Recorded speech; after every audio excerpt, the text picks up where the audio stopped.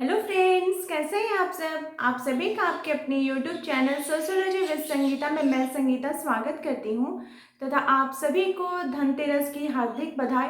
साथ ही साथ आप सभी को लक्ष्मी पूजा और काली पूजा की बहुत सारी बधाइयाँ। माँ लक्ष्मी तथा माँ काली की कृपा आपके ऊपर हमेशा बनी रहे तथा आपके जो आपकी अभिलाषा है उसे वो पूरा करें। तो हम लोग अभी सोशियोलॉजी का जो क्लास कर रहे हैं उसके अंतर्गत यूपी पीजीटी का जो सिलेबस है उसे मैं कंप्लीट करवा रही हूँ टॉपिक वाइज। साथ ही हम लोग का 2000 क्वेश्चंस का सीरीज भी चल रहा है, उसे भी मैं कंटिन्यू करूँगी। तो आज का जो हमारा टॉपिक है वो है धर्म के संदर्भ में। तो धर्म का जो ये टॉपिक है ये हमारा टॉपिक आपका आ जाएगा सामाजिक जो संस्थाएं जिसके अंतर्गत हम लोग विवाह को पढ़ें, परिवार को पढ़ें, मुस्लिम विवाह देखें, हिंदू विवाह देखें। तो इसी के अंतर्गत हम लोगों को धर्म यानी रिलीजन के संदर्भ में जानना होगा। देखिए, धर्म की बात जैसे ही आती है तो आपके मन में एक क्या बात उभर के सामने आती है। अगर आपसे पूछा जाए कि धर्म आप किसे कहेंगे तो आप किसको बताइएगा धर्म।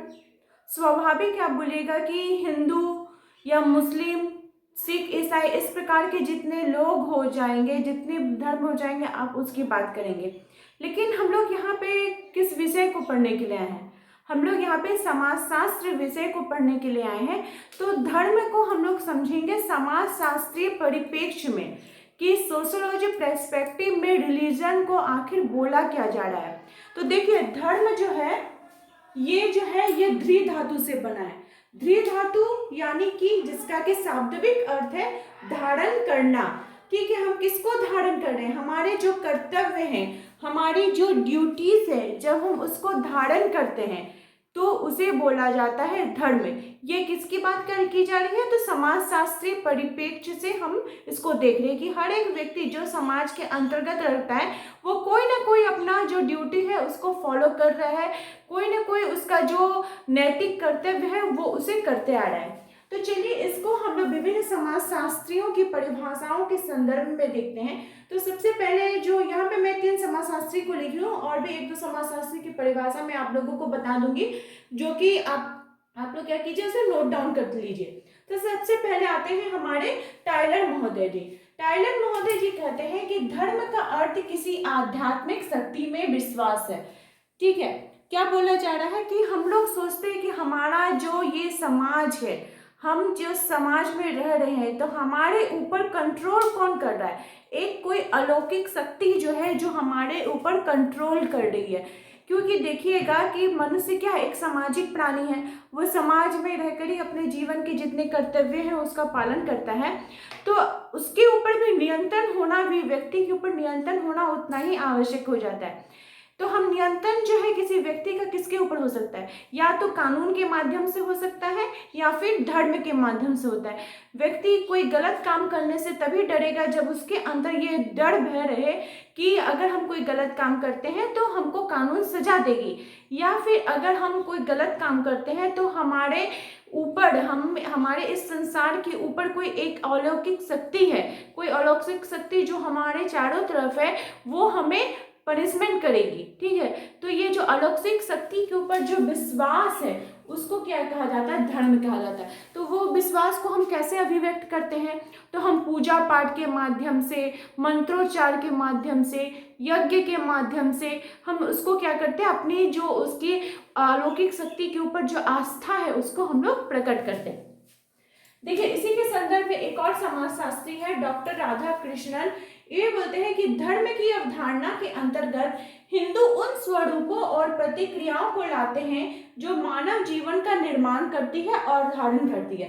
क्या बोला जा रहा है कि धर्म के अंतर्गत हिंदू जो है वे ऐसे प्रतिक्रियाओं को या फिर ऐसे स्वरूपों को लाते हैं, जैसे कि बोला जाता है कि गंगा जल को पवित्र माना जाता है। आप उसका अगर साइंटिफिक देखिएगा तो उसके अंतर्गत ऐसे हर्बल प्रोडक्ट्स रहते हैं और गंगा जो बहती हुई आई है तो अपने साथ ही साथ उन जितने भी औषधियों के गुण अपने अंदर समाहित करके लाई है। तो बोला जाता है कि गंगा का जो पानी है वो बहुत दिनों तक सड़ता नहीं है, या फिर आपको शुद्धिकरण के लिए गंगा जल को दिया जाता है। तो ये हमारे क्या है? एक आस्था है, एक विश्वास है। ठीक है, तो हम अपना क्या कर रहे हैं? जो हमारा धर्म के प्रति जो आस्था है उसको हम क्या कर रहे हैं? धारण कर रहे हैं।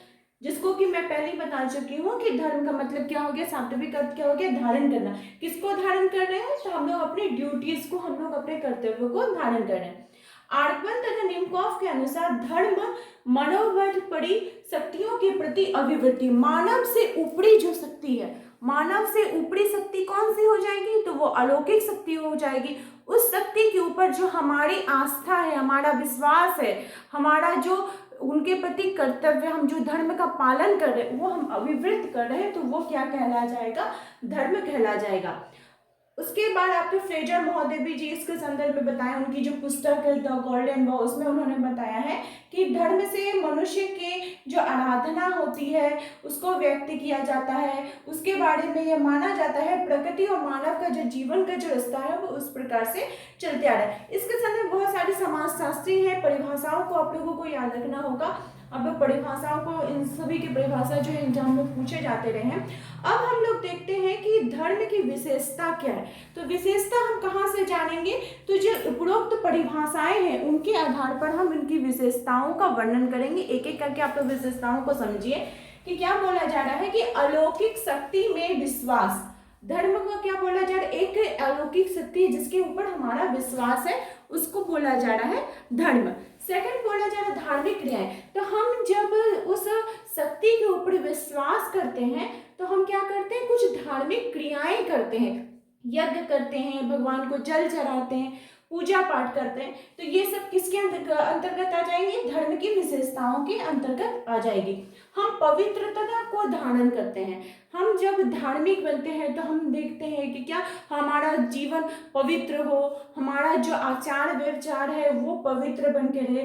फिर बोला जा रहा है कि यह भावनात्मक और मानसिक पक्ष होता है। मनुष्य को धर्म क्या करता है, एक मानसिक संतुष्टि देता है, एक दूसरे के व्यक्ति के साथ भावनात्मक रूप से जुड़ता है।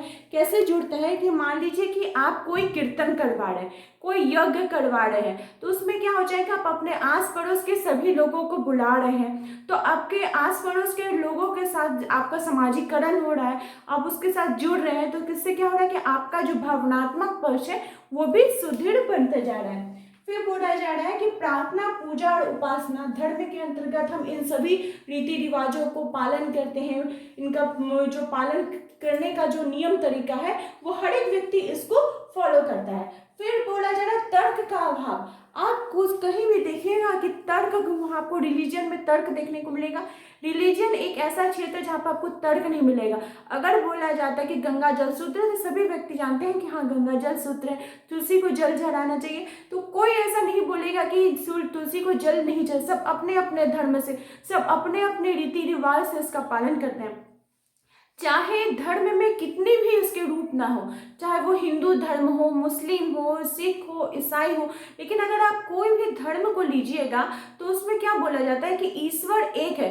कोई एक ऐसा धर्म है जिसमें बोला जाता है कि ईश्वर के दो रूप है, कहीं नहीं बोलेगा। मनुष्य अपने स्वार्थ के लिए या फिर धर्म के जो कुछ फॉलोवर है जो कि अपना क्या बोलेंगे आर्थिक स्थिति ठीक करने के लिए या फिर अपनी शक्ति को बढ़ाने के लिए क्या कर रहे हैं, धर्म को भागों में बांट दे रहे हैं, इसके रूपों में, बहुत रूपों में बांटते चले आ रहे हैं।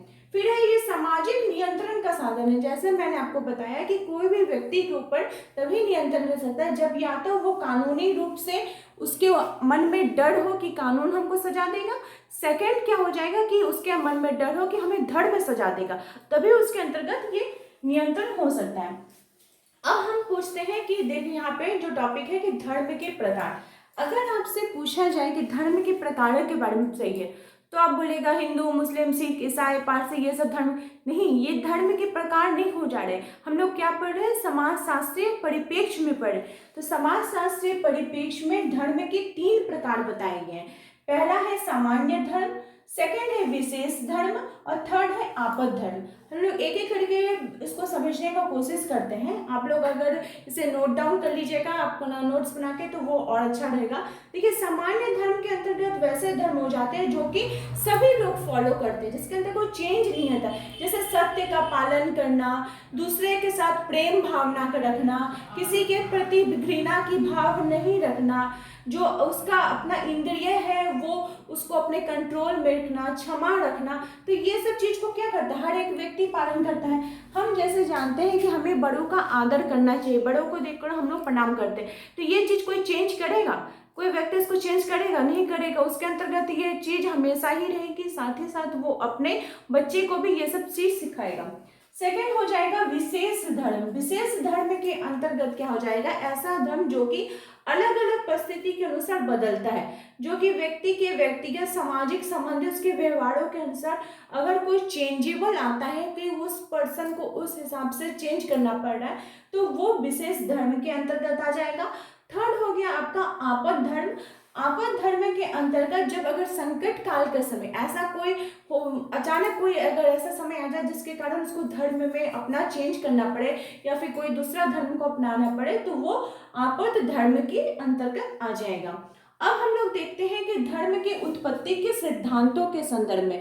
देखिए पीजीटी में आपको पूरा डिटेल्स में उतना नहीं पढ़ना पड़ेगा, लेकिन अगर आप नेट का पढ़िएगा तो आपको हर एक थिंकर्स की जितना थाउट्स है, जितने विचार है, वो सभी को आपको डिटेल्स में पढ़ना होगा।